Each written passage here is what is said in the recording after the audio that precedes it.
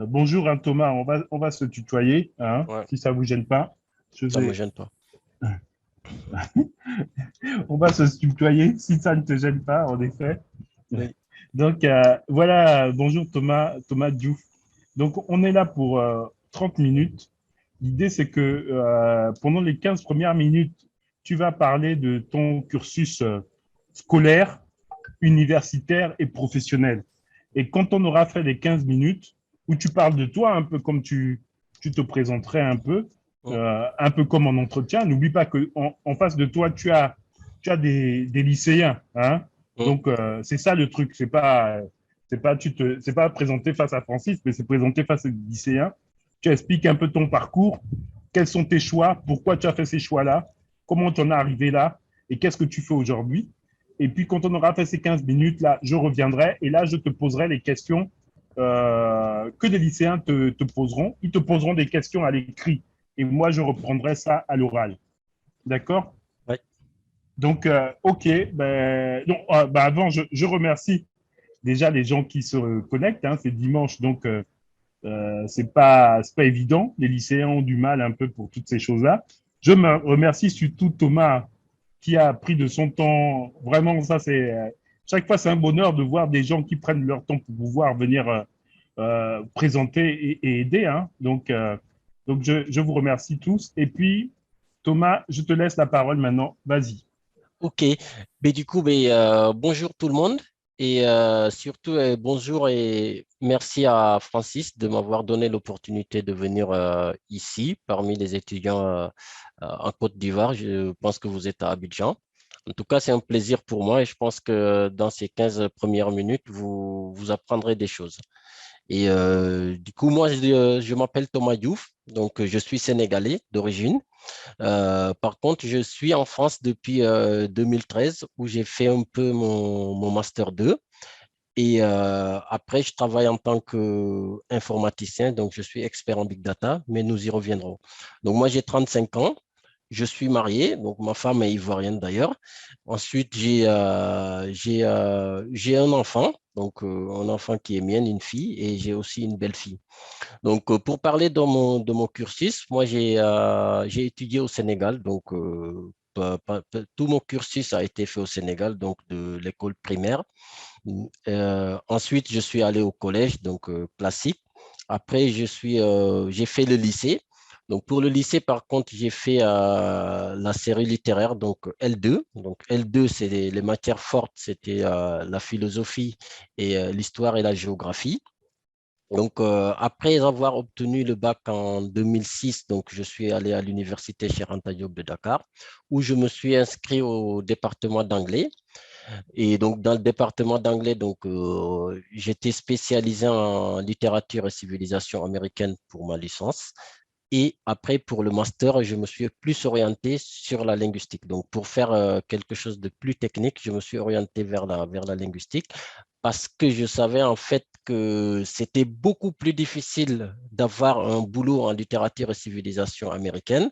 Bon, je connaissais, hein, mais je pense que ça intéressait moins les gens que si je faisais la linguistique. Donc, parce que sur la linguistique, je pouvais apporter des choses par rapport aux langues qui sont parlées au Sénégal, que ce soit par exemple le Wolof de manière générale, qui est une langue parlée, mais qui n'est pas encore dans les réseaux sociaux, qui n'est pas encore très compris par rapport à tout ce qu'on connaît sur les réseaux sociaux. Donc, sur ce point, ayant évalué un peu la situation du marché, je me suis dit que bon, c'était mieux pour moi de m'orienter en linguistique parce que j'aurais plus d'apports et j'aurais beaucoup plus de chances dans le marché du travail.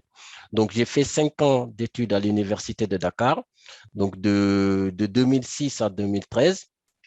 Après, maintenant, avoir obtenu mon master avec brillance, hein, parce que j'ai eu mention très bien avec 17 en soutenance. Suite à cela, en fait, un dilemme se posait, donc soit m'inscrire à l'école doctorale, soit voyager. Donc, m'inscrire à l'école doctorale et poursuivre avec la linguistique, j'avais déjà un sujet. Donc, mon sujet, c'était les interférences linguistiques quand on fait la traduction du français à l'anglais. Bon, pour vous expliquer un peu hein, les interférences, c'est par rapport si on a une langue qu'on a acquis en premier lieu. Souvent, pour traduire de cette langue à une autre langue, on est souvent, on est souvent amené, ou c'est un réflexe, de penser d'abord à la langue que nous parlons et de traduire littéralement dans la langue d'origine. Donc, dans notre cas, c'était le français et l'anglais. Par contre, il y a beaucoup de mots qui se ressemblent, mais qui ne signifient pas la même chose. Donc, quand tu fais la traduction littérale du français à l'anglais, tu es amené souvent à faire des bêtises, quoi. C'est ce qu'on appelle la traduction littérale et ce n'est pas efficace. Donc, j'ai commencé à travailler sur ce sujet qui était quand même un sujet très moderne. Par contre, ben, je n'avais pas de bourse. Donc, cela, ça a été le premier dilemme. Bah, faire un doctorat sans avoir de bourse, ce n'est pas facile parce que quand même, c'était 3 ans d'études à temps plein. Il fallait au moins avoir quelque chose pour pouvoir vivre avec. Parce que vivre avec ses études, c'est bien aussi. La connaissance, c'est bien, mais pour moi, il faut savoir vivre de sa connaissance. Et dans ce cadre, j'ai demandé à mes professeurs d'université, qu'est-ce que je peux faire en attendant? Est-ce que je peux avoir une thèse? Est-ce que je peux être dans une entreprise pour faire une sorte d'alternance? Ou est-ce que vous pouvez me pistonner pour que je travaille dans une université en tant que professeur en attendant de finir? Bon, ils m'ont dit qu'il faut attendre, qu'ils allaient étudier le dossier, mais bon, moi, entre-temps, j'avais fait une préinscription en France parce que j'avais entendu parler d'une formation aussi très, très moderne qui était la linguistique informatique. Donc, pour vous donner un peu une idée, la linguistique informatique, c'est le fait de traiter du texte en utilisant des algorithmes. Ça peut être de l'intelligence artificielle, mais ça peut juste être des règles qu'on met en place pour récupérer des informations utiles. Bon, pour vous donner aussi un exemple, c'est par exemple sur Twitter, il y a beaucoup de messages qui sont publiés. Mais il y a des entreprises qui sont intéressées d'aller regarder ces messages et voir quels sont les mots-clés dans ces messages pour voir si cela peut leur amener à améliorer leur marketing, si c'est des sociétés qui gèrent de la publicité, ou bien à améliorer leur vente si c'est des sociétés, par exemple, qui vendent. La vente, ça peut être tout et n'importe quoi, mais en tout cas, utiliser les réseaux sociaux pour améliorer sa vente en ayant plus de connaissances sur les clients à partir des réseaux sociaux. Donc, moi, je me suis engagé, j'ai été accepté en préinscription, donc je suis venu à Bordeaux et là, j'ai fait un master en linguistique informatique. Donc, c'est un double master où tu acquiers des connaissances linguistiques, donc tout ce que j'avais déjà acquis au Sénégal, mais en plus, tu acquiers aussi des connaissances informatiques en programmation pour pouvoir extraire des informations très rapides à partir de données textuelles.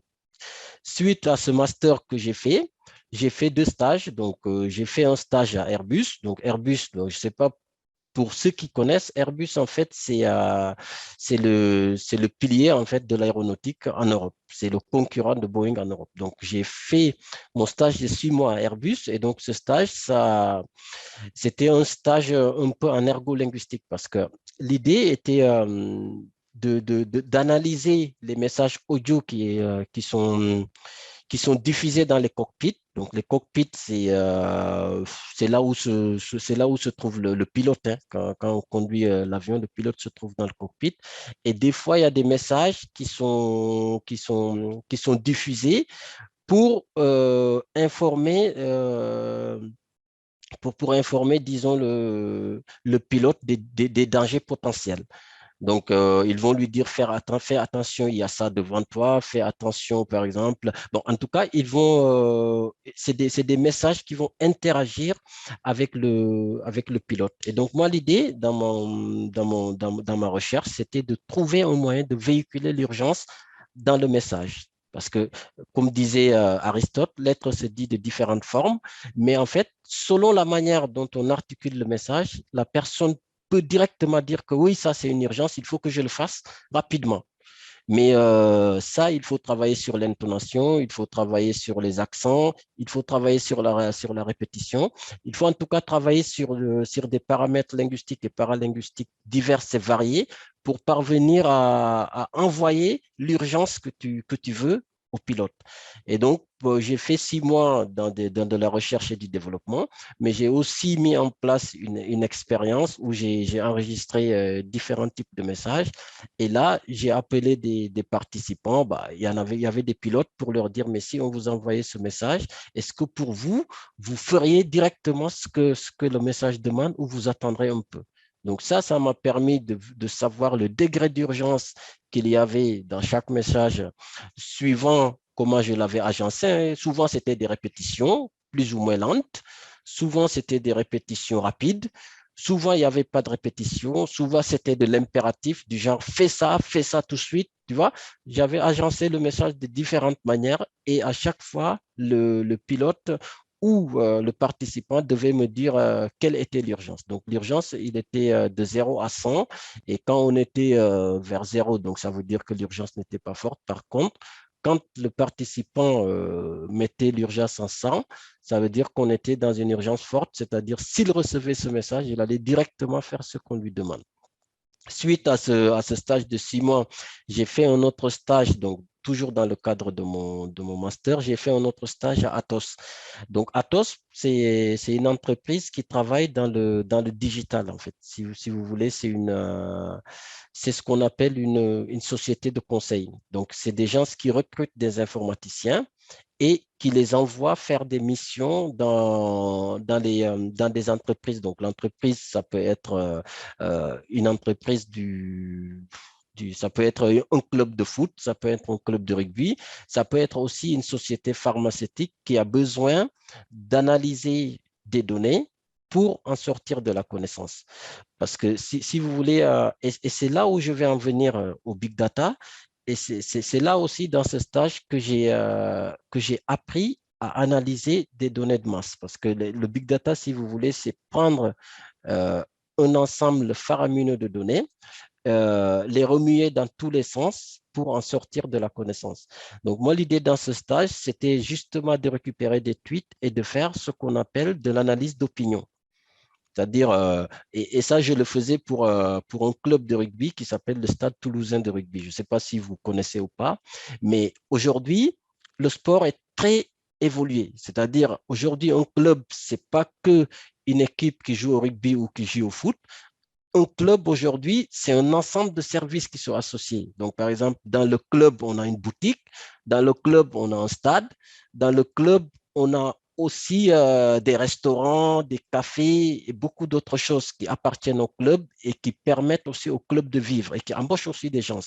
Donc, l'idée du Stade toulousain de rugby était d'aller récupérer des tweets qui concernaient le stade, donc les joueurs ou la boutique ou voilà, la vente des maillots du stade, pour faire de l'opinion mining. C'est-à-dire, quand tu récupères un tweet, tu dis si oui ou non le tweet est positif ou si oui ou non le tweet parle de choses négatives du club.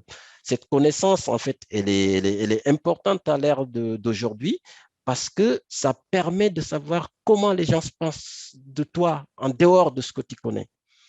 Et moi, il m'arrivait à des jours de récupérer, quand le stade jouait par exemple, il m'arrivait de récupérer plus de 1 million de tweets. Ça, c'est juste pour vous donner un aperçu. 1 million de tweets aujourd'hui, si tu n'as pas les outils qu'on appelle les technologies du big data, c'est difficile d'analyser ça sur ton ordinateur personnel. Tu mets 1 million de tweets sur ton ordinateur personnel, tu essaies de les ouvrir, l'ordinateur va bugger si tu as de la chance. Si tu n'as pas de la chance, ben, il s'éteint, il te lâche parce que la mémoire n'est pas suffisante pour traiter tout ça. Et moi, je récupérais chaque jour ces quantités faramineuses de données à temps réel.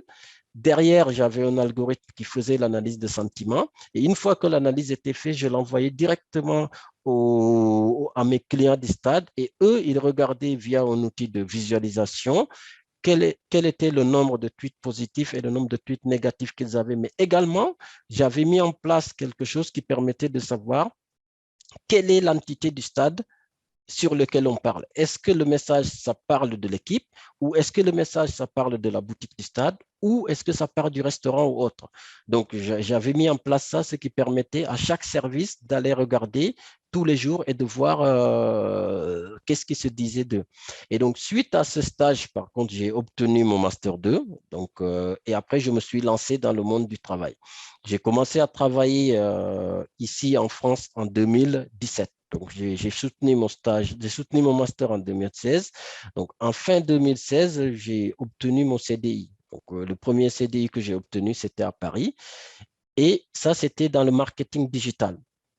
Donc, c'est toujours dans le big data, mais dans un autre domaine. Je vous ai parlé de l'aéronautique, je vous ai parlé du sport. Et là, j'étais parti dans une autre entreprise qui faisait du marketing digital. Je ne sais pas aujourd'hui si vous le savez, mais quand vous ouvrez une application web, bon, ça peut être Mozilla Firefox, ça peut être Google Chrome, quand vous visitez une page, il y a des pubs qui viennent à vous.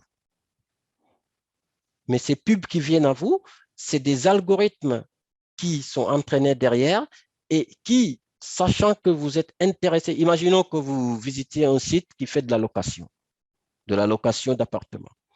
Donc, quand vous visitez le site, vous voyez qu'il y a des messages qui viennent qui vous proposent des appartements dans d'autres villes ou autres.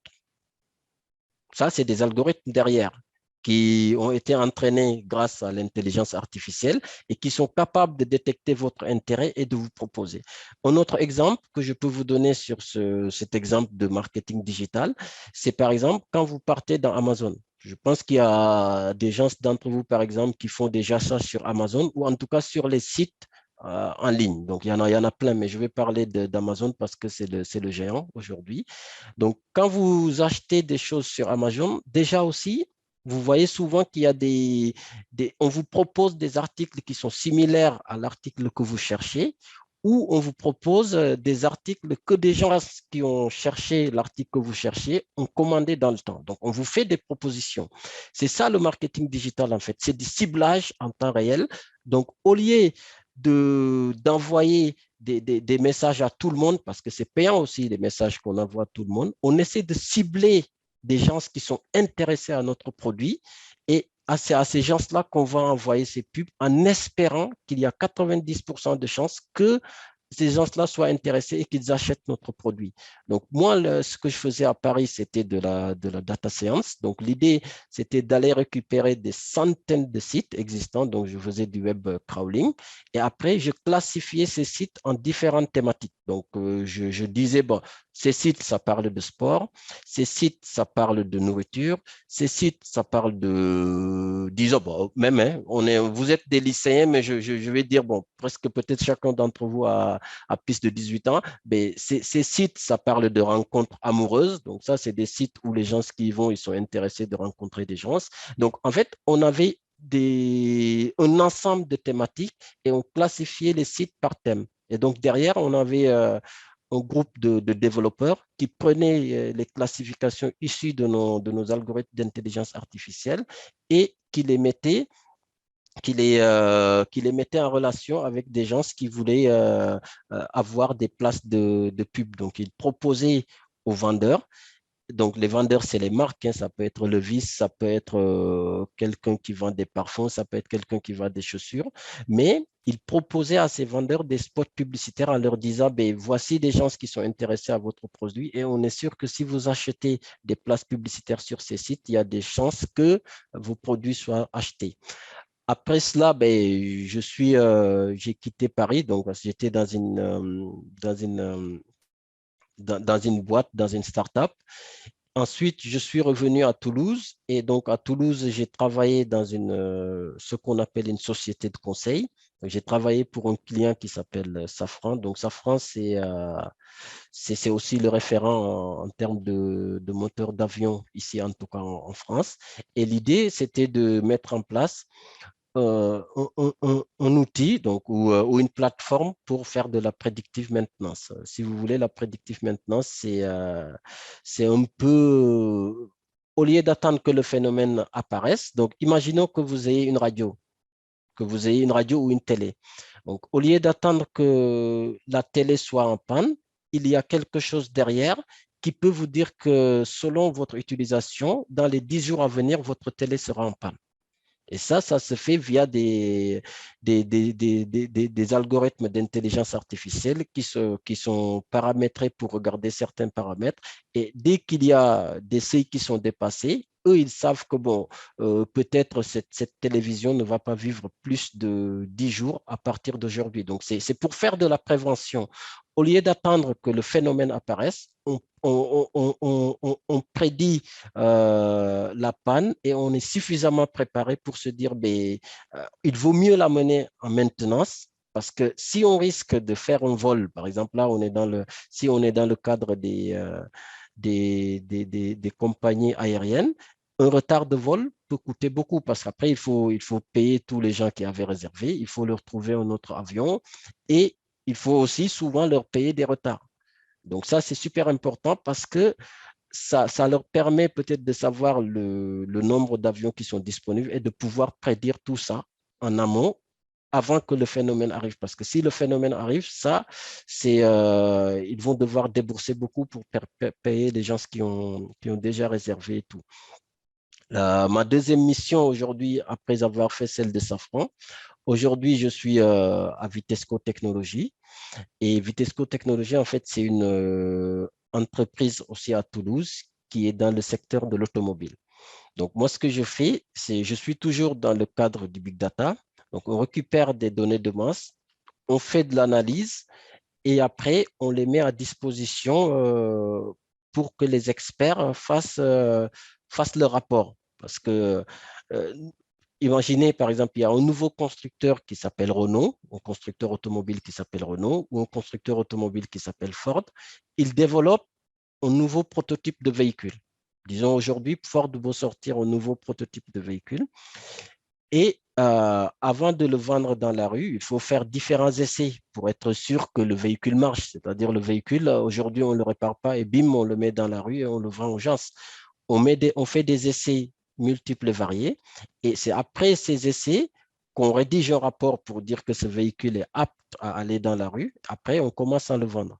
Donc, moi, ce que je fais, j'aide les experts à récupérer toutes les données qui viennent du moteur. Donc, ça peut être des données, ça peut être de la batterie, ça peut être des données d'injection, ça peut être différents types de données, en tout cas. Et après, je les analyse et je leur mets ça dans un dashboard, dans un outil de dashboard. Donc, un outil de dashboard, c'est un outil de visualisation. Et donc, après, les experts, ils peuvent venir faire des statistiques et voir les paramètres qu'ils veulent voir et voir qu'ils sont bien calibrés. Et donc, ça, pour le faire, nous, on utilise Amazon. Donc, je ne sais pas si vous connaissez les services web Amazon. Quand on fait du big data aujourd'hui, on utilise ces genres de plateformes qui ont tout en place. Donc, ils ont des outils pour stocker ta donnée. Ils ont des outils pour traiter ta donnée. Ils ont également des outils pour la visualiser. Tout ça, bien sûr, moyennant un coût parce que plus on va stocker des données dans le cloud, c'est ce qu'on appelle le cloud, plus on va payer. Et moins on va stocker des données, moins on va payer. Donc, c'est ça que j'avais à partager avec vous. En tout cas, aujourd'hui, je vois que j'ai un peu dépassé parce que j'avais 15 minutes de présentation. Mais ce qu'il faut retenir, et je vais finir avec ça, c'est qu'en fait, on peut être né au Sénégal, on peut être né en Côte d'Ivoire et réussir et aller compétir à l'extérieur. Il y a des tonnes de gens qui le font. La deuxième chose, c'est qu'il ne faut pas avoir peur de changer, parce que comme vous l'avez vu quand vous croyez mon cursus de l'école primaire à là, parce que j'ai commencé en littérature, j'ai terminé comme étant ingénieur en informatique, on n'a pas besoin d'être forcément mathématicien pour savoir faire de l'informatique. Ça, il faut le savoir. Vous pouvez être en lettres et à un certain moment, vous vous dites, ben, il y a plus de travail en informatique, donc je vire et j'essaie de me réorienter en informatique. Ça, c'est une chose que vous pouvez faire et ça aussi, je pense qu'il faut le retenir dans la présentation que je vous ai donnée aujourd'hui. La troisième chose, c'est qu'il ne faut pas avoir peur aussi de changer parce que le monde évolue.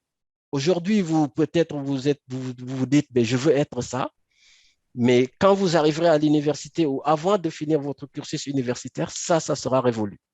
On n'aura plus besoin de ça sur le marché. Donc, réorientez-vous et réorientez-vous toujours. Moi, je vois toujours des gens aujourd'hui, mes collègues, ils ont 50 ans ou plus, ils se réorientent parce qu'ils ont été dans des domaines qui sont révolus Et puis, quand ces domaines sont révolus, il faut savoir s'adapter au marché et changer de domaine. Et ça, il faut du courage. Donc, je vous remercie. Ouais. Thomas, t'as débordé, t'as débordé. Oui. Mais merci pour ta présentation. En fait, mais comment tu as finalement, j'ai dû rater quelque chose. Comment finalement tu as pu financer tes études? Parce que tu pars du Sénégal, Ouais. tu as un diplôme qui est littéraire et Mm. mathématique, je crois. Ouais. Ouais. Et comment tu finances tes études supérieures, en fait? Alors, moi, ma chance, bon, j'avais un frère à Bordeaux. D'accord. J'avais un frère à Bordeaux, donc j'étais chez lui pendant un certain temps. Après, j'ai trouvé ce qu'on appelle des jobs étudiants. Voilà, tu vois. Ah, je ne vais pas le cacher, moi, j'ai travaillé au tout début comme étant valet de chambre. Donc, valet de chambre, c'est que tu vas dans l'hôtel quand les gens se réveillent, tu fais la chambre. Voilà, tu nettoies le caca et le pipi. Bah, après, c'était pour payer mes études. Voilà, donc j'ai fait ça et j'ai fait ça, je pense, pendant 6 à 7 mois avant de trouver mon premier stage. D'accord. Est-ce que si c'était à refaire, si par exemple tu te retrouvais aujourd'hui à 17 ans, Mm. qu'est-ce que tu ferais comme étude? Qu'est-ce que tu te projetterais? Si on te L'informatique, dit, on te renvoie, tu as 17 ans aujourd'hui, qu'est-ce que tu ferais? Et l'informatique. qu'est-ce que tu ferais différemment? Honnêtement, aujourd'hui, si on me renvoyait à 17 ans, je ferais l'informatique. Et d'ailleurs, si j'ai à, parce on est on est dans le bon philo, hein, parce qu'on parle de digitalisation. Moi, si j'ai à conseiller un frère aujourd'hui, je lui dirais, ben, fais de l'informatique. Parce que pour moi, l'avenir se trouve dans l'informatique. Après, je ne regrette pas, bien sûr, le cursus que j'ai fait, parce que ça m'a donné une ouverture d'esprit. Aujourd'hui, par exemple, je vous ai dit que j'ai fait l'anglais à l'Université de Dakar, mais je ne l'ai pas perdu. Et d'ailleurs, je serais bloqué aujourd'hui si je ne parlais pas correctement anglais.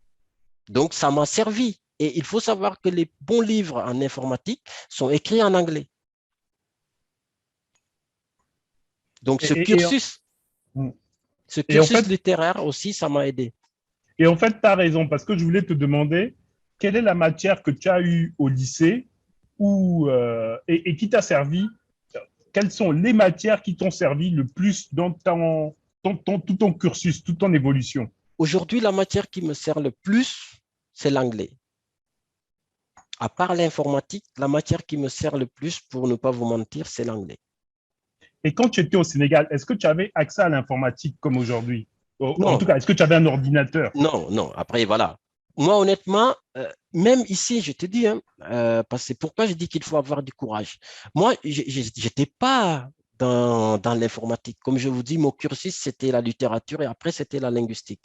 Moi, quand j'étais là, même les premiers jours de mon cursus, la dame était obligée de toujours venir sur mon ordinateur pour me montrer toutes les commandes. Je ne connaissais pas une seule commande. La dame venait, mais par contre, j'avais une motivation de dingue, hein. Et c'est là où je pense que ce qui est plus important pour réussir, c'est pas d'être bien, c'est pas d'être très bien, c'est d'être motivé. Il faut être motivé. Quelle que soit ta pauvreté, quelle que soit l'absence de moyens, si tu es motivé, tu y arrives. Et je crois à ça. Et jusqu'à présent, je fonctionne comme ça, j'avance comme ça. Je pense qu'il faut vraiment être motivé en toute chose. D'accord. Thomas, comment dire, mais pourquoi tu n'es pas reparti au Sénégal? Bon, c'est vrai que ça Ah, fait pas longtemps que tu as commencé ta vraie vie professionnelle. Est-ce que c'est un projet, ça, ou bien tu veux non, partir honnêtement, aux non. États-Unis ou je sais pas? Non, après, vous savez, hein, de vous à moi, moi, en tout cas, je pense que ce qui est important quand on fait des études et après les études, c'est comment vivre à l'aise avec ses études. Parce que voilà, et ça, je vais vous le dire, c'est la littérature aussi qui m'a permis de le savoir. Parce que autant les chefs d'entreprise, ils ont le capital, donc ils ont les moyens, ils peuvent créer une entreprise, autant nous, notre capital, c'est notre cerveau. Et moi, honnêtement, là où je suis, je ne me plains pas. Repartir au Sénégal parce que j'aime le Sénégal, non, je ne le ferai jamais. Et d'ailleurs, je vous dis, je m'en fous. Ailleurs, donc, Mais par contre, si demain on me payait beaucoup ou autant qu'on me paye ici, je pourrais parce que nowhere like home, si tu vois. There is no place like home. Donc, on ne peut pas être plus bien que chez soi.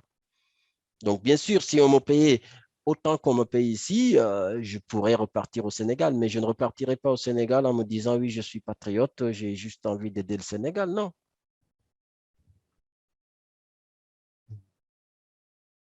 Ok. Merci beaucoup, hein. Merci Thomas pour toutes ces informations. Je regarde s'il y a des questions que le public veut poser, en fait, Hmm. euh, et d'informatique. Quelle est la grosse difficulté que tu as affrontée pendant tout ton cursus et comment tu as pu la dépasser? Alors, moi, dans tout mon cursus, la plus grande difficulté, c'était l'absence de moyens. Oui. Parce que la plupart du temps, ben, nous, les Africains, on a des parents qui sont plus ou moins pauvres, hein. Donc, on a des Mm. idées, on veut faire des choses, mais notre frein premier, c'est les moyens. On n'a pas les moyens. Moi, ma chance était d'avoir un frère qui était à Bordeaux déjà sur place, qui avait son petit studio, on peut le dire comme ça.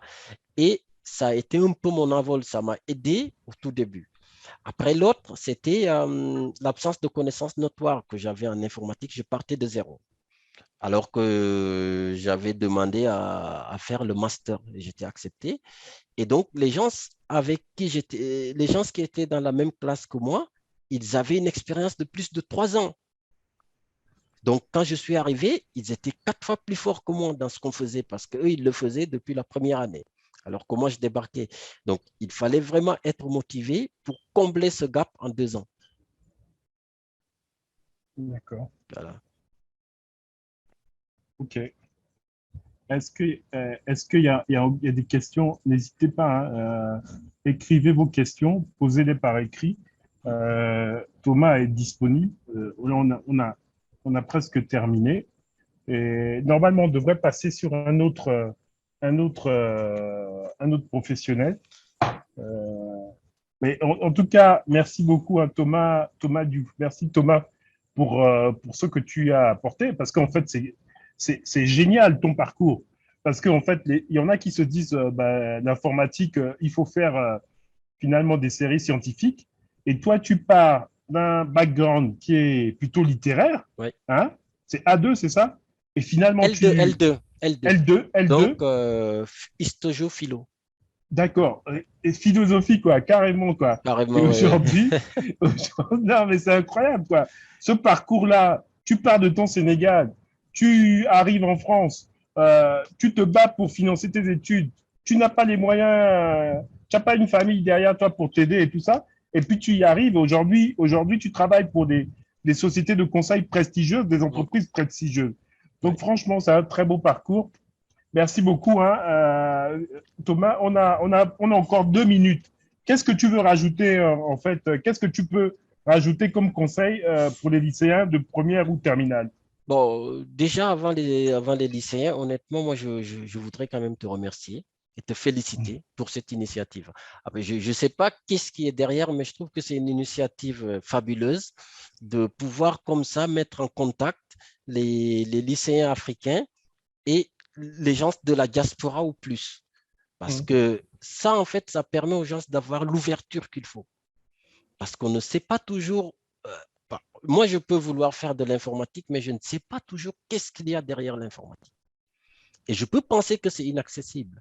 Par contre, quand je vois qu'il y a des gens beaucoup plus nuls que moi qui sont arrivés et l'étiquette, c'est la motivation.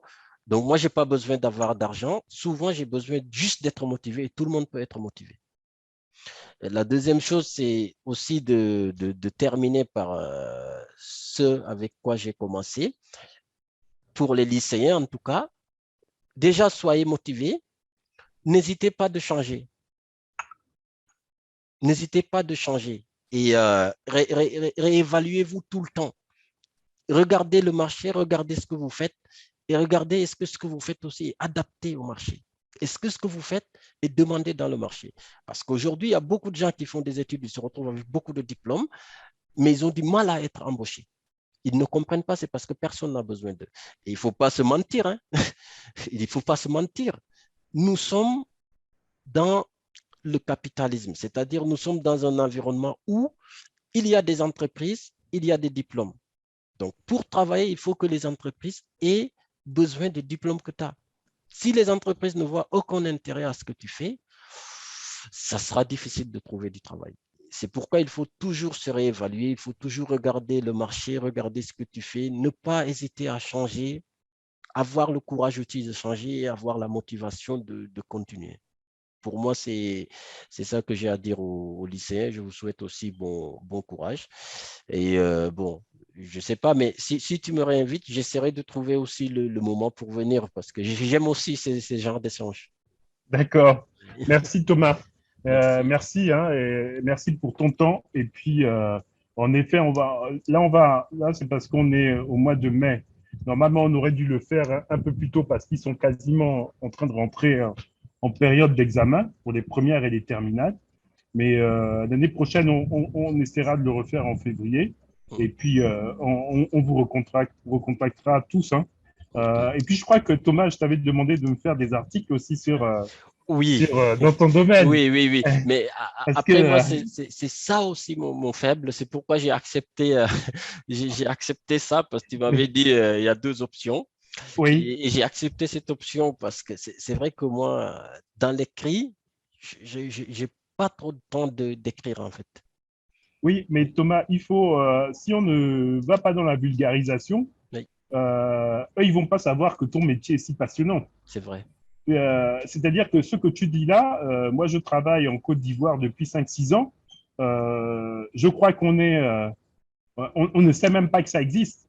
Tu vois. Hein. OK. C'est-à-dire que tout ce qui est data visualisation, tout ce Mm, qui est big data, ouais. là, en fait, c'est parce qu'on avait quelqu'un, mais qui va pas venir, il va pas venir pour faire le créneau des 30 minutes, donc je vais parler un peu de moi. Mm, Mais quand tu parles de data visualisation, quand tu parles de big data, tout ce que tu dis là, pour moi, c'est des choses qui me parlent, moi. ouais.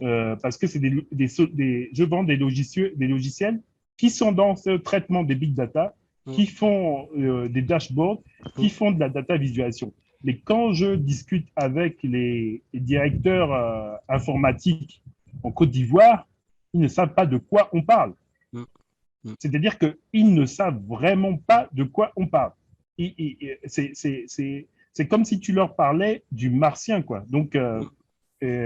et donc et quand je demande à tous les professionnels d'écrire des articles dans ce domaine, c'est parce qu'il faut qu'on partage cette connaissance-là. Mm. Ce que tu viens de décrire là, tout ce que tu as illustré, il faut la partager à nos jeunes Africains pour qu'ils comprennent quels sont les enjeux aujourd'hui, en fait. C'est C'est ça, vrai. en fait. Et je sais que c'est difficile d'écrire. Je Mm, sais. Je sais que c'est difficile. Je sais qu'on doit s'arrêter, on doit se mettre au calme pendant 1 heure, voire 2 heures. Il faut se relire. Mais qu'est-ce que tu veux qu'on fasse? Moi, on dit toujours que les Africains, ils n'aiment pas lire, ils n'aiment pas écrire. mm. Et ça, c'est un défaut parce que les Occidentaux, ils écrivent et ils lisent. Ouais, Ils c'est font des vrai. articles. Donc, euh, il faut que tu fasses un effort là, et que tu arrêtes la télé, tu arrêtes WhatsApp et que tu me pondes un article avant la fin de l'année quand même. Je vais essayer. Je vais essayer. Non, Je non, vais non, essayer. tu es un homme motivé. Oui, Toi, tu n'essayes pas, tu fais. c'est Donc, vrai. C'est c'est vrai. pas, C'est vrai. c'est C'est pas la vrai, c'est même vrai, c'est vrai. C'est vrai. Franchement, en tout cas, ben, je chose. ferai de mon mieux, hein, mais c'est vrai, Oui, en préférence, j'aime plus être dans ce oui, genre. Parce que voilà, l'oral aussi, c'est une forme d'écriture. Tu feras un audio, tu oui, le publieras aussi peut-être quelque part. oui, Et les gens, oui, et tu sais, oui, euh, en tout cas, moi, en termes d'informatique, je sais aussi que la mémoire virtuelle, la mémoire visuelle ou auditive est des fois plus facile à capter. Par exemple, aujourd'hui, quand quelqu'un écoute un message, il retiendra plus que s'il se met à le lire. Parce que la lecture, en fait, ça fatigue vite. mhm, Mais si tu mets oui, tes casques, si tu mets tes casques, bah, parce que tu oui, vois le nombre de fois qu'on écoute de la musique, oui, ça te l'illustre, hein. Nous, on peut avoir dans nos oreilles un casque toute la journée à écouter de la musique. c'est moins Oui, fatigant. Donc, si tu publies aussi ça, que tu fais un répertoire riche par thème, je pense que les gens aussi peuvent venir, ben, même s'ils le ratent, comme tu as dit, venir écouter, dire qu'avant, ouais, et aussi faire un réseau.